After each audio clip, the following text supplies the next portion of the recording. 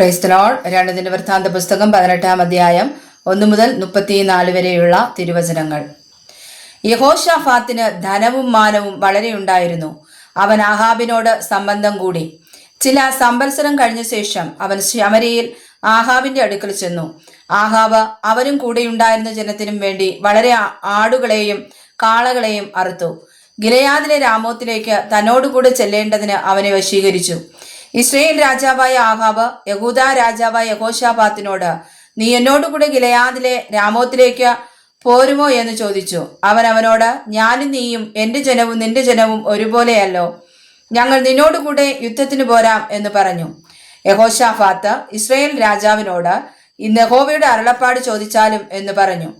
Israel രാജാവ് 400 പ്രവാചകന്മാരെ വരുത്തി അവരോട്, ഞങ്ങൾ ഗിലെയാദിലെ രാമോത്തിലേക്ക് യുദ്ധത്തിന് പോകുകയോ പോകാതിരിക്കുകയോ എന്തു വേണ്ടു എന്ന് ചോദിച്ചു. അതിനവർ, പുറപ്പെടുക, ദൈവം അത് രാജാവിന്റെ കയ്യിൽ ഏൽപ്പിക്കും എന്ന് പറഞ്ഞു.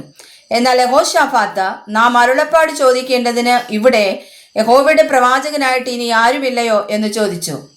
അതിന് ഇസ്രായേൽ രാജാവ് യഹോശാഫാത്തിനോട്, നാം യഹോവയുടെ അരുളപ്പാട് ചോദിപ്പാൻ തക്കവണ്ണം ഇനി ഒരുത്തനുണ്ട്. എന്നാൽ അവൻ എന്നെക്കുറിച്ച് ഒരിക്കലും ഗുണമല്ല, എല്ലായ്പ്പോഴും ദോഷം തന്നെ പ്രവചിക്കുന്നത് കൊണ്ട് എനിക്ക് അവനെ ഇഷ്ടമില്ല.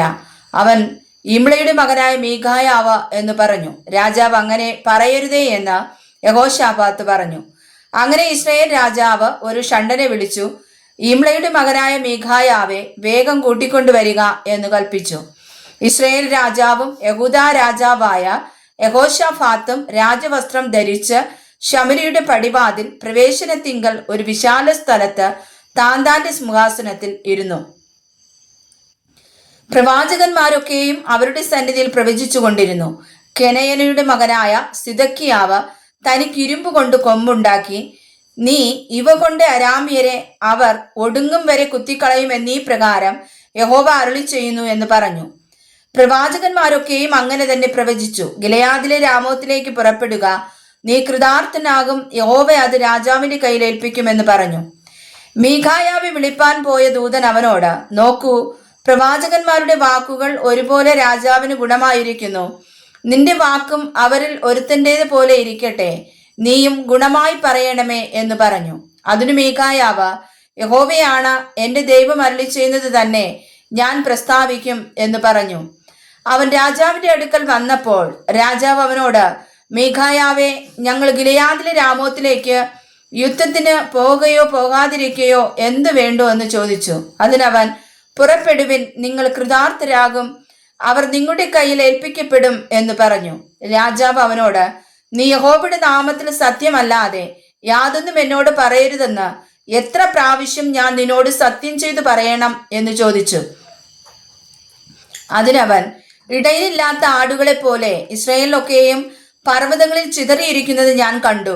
അപ്പോൾ യഹോവ, ഇവർക്ക് നാഥനില്ല, ഇവർ ഓരോരുത്തൻ താന്താന്റെ വീട്ടിലേക്ക് സമാധാനത്തോടെ മടങ്ങിപ്പോകട്ടെ എന്ന് കൽപ്പിച്ചു എന്ന് പറഞ്ഞു.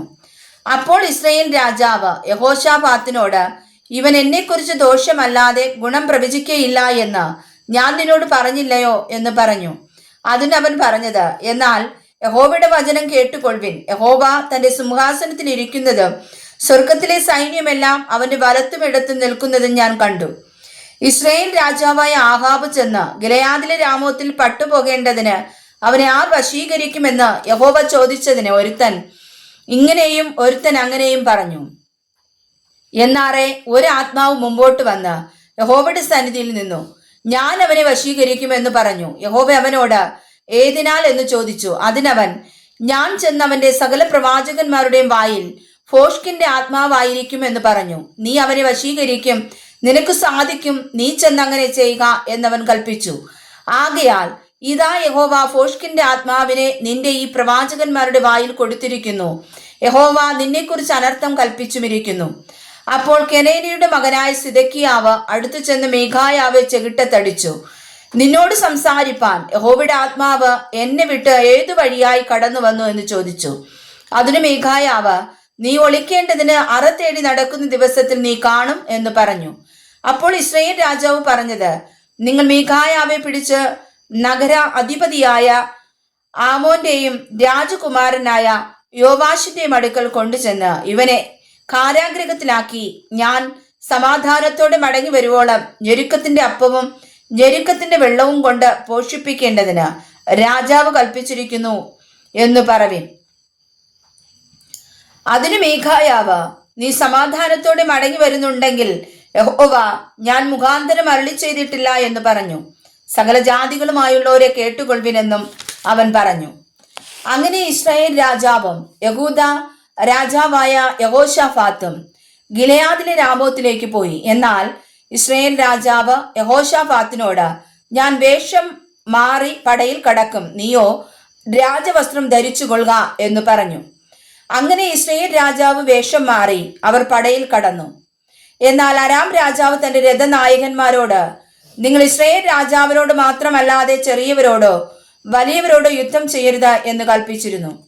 ആകയാൽ രഥനായകന്മാർ യഹോശാഫാത്തിനെ കണ്ടപ്പോൾ ഇവൻ തന്നെ ഇസ്രായേൽ രാജാവ് എന്ന് പറഞ്ഞ് അവനോട് പൊരുതുവാൻ തിരിഞ്ഞു. എന്നാൽ യഹോശാഫാത്ത് നിലവിളിച്ചു. യഹോവ അവനെ സഹായിച്ചു. അവനെ വിട്ടുപോവാൻ ദൈവം അവർക്ക് തോന്നിച്ചു. അവൻ ഇസ്രായേൽ രാജാവല്ല എന്ന് രഥനായകന്മാർ കണ്ടിട്ട് അവർ അവനെ പിന്തുടരാതെ മടങ്ങിപ്പോയി. എന്നാൽ ഒരുത്തൻ യാത്ര ചെയ്യാൻ വില്ലുകുലച്ച ഇസ്രായേൽ രാജാവിനെ കവചത്തിനും പതക്കത്തിനും ഇടയ്ക്ക് എഴുതു. അവൻ തന്റെ സാരഥിയോട്, നിന്റെ കൈ തിരിച്ചെന്നെ പടയിൽ നിന്ന് കൊണ്ടുപോക, ഞാൻ കഠിനമായി മുറിവേറ്റിരിക്കുന്നു എന്ന് പറഞ്ഞു. അന്ന് പട കഠിനമായി തീർന്നതുകൊണ്ട് ഇസ്രായേൽ രാജാവ് സന്ധ്യ വരെ അരാമ്യർക്കെതിരെ രഥത്തിൽ നിവർന്നു നിന്നു. സൂര്യൻ അസ്തമിക്കുന്ന സമയത്ത് അവൻ മരിച്ചുപോയി. വായിച്ചതായ തിരുവചനങ്ങളാൽ ദൈവം നമ്മെ സമൃദ്ധമായി അനുഗ്രഹിക്കട്ടെ. ആമേൻ.